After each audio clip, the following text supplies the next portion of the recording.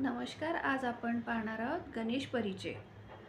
गणेशांच्या वडिलाचे नाव आहे भगवान शंकर, आईचे नाव आहे देवी पार्वती, भावाचे नाव कार्तिकेय, बहिणीचे नाव अशोक सुंदरी, पत्नींची नावे रिद्धी व सिद्धी, पुत्र शुभ आणि लाभ, कन्येचे नाव संतोषी माता, जन्म ठिकाण दोडीताल, उत्तरकाशी, कैलास पर्वत. जन्म कशापासून झाला? देवी पार्वतीच्या अंगावरील मळ व उठण्यापासून. वाहन उंदीर, मूषकाचे नाव डिंक, शिवमानस पूजेत श्री गणेशाचे नाव प्रणव, गणेशाची पूजा भक्ती करणाऱ्या संप्रदायाचे नाव गाणपत्य. श्री गणेशाला प्रथम पूज्य का मानतात? कोणत्याही कार्यारंभी आग्रपूजेचा मान असल्याने. शिरच्छेद कोणी केला? पिता भगवान शंकराने. लक्षात येताच त्यांनी श्री गणेशाला कसे पुनर्जीवित केले? हातीचे शिर बसवून. महर्षी व्यास रचित महाभारत महाकाव्याचा निर्मितीत श्री गणेशाने कोणती भूमिका पार पाडली? लेखनिकाची. श्री गणेशाला प्रिय असणारे खाद्यपदार्थ मोदक आणि लाडू.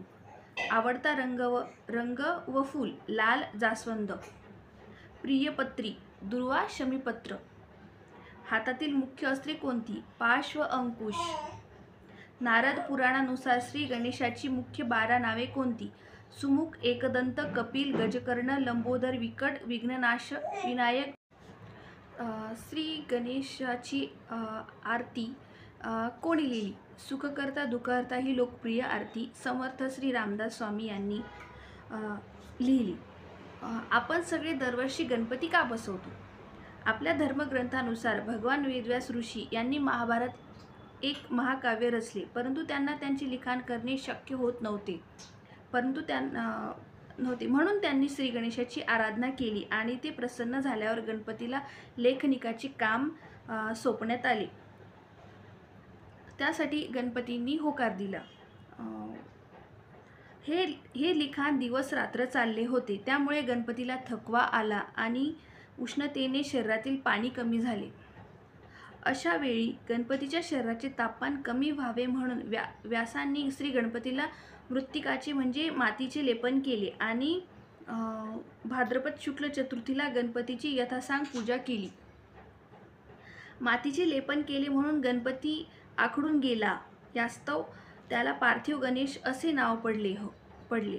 हे लिखाण 10 दिवस चालले. अनंत चतुर्दशीला हे लिखाण संपल्यावर व्यासांनी गणपतीकडे पाहिले असता त्यांचे शरीराचे तापमान खूप वाढले होते.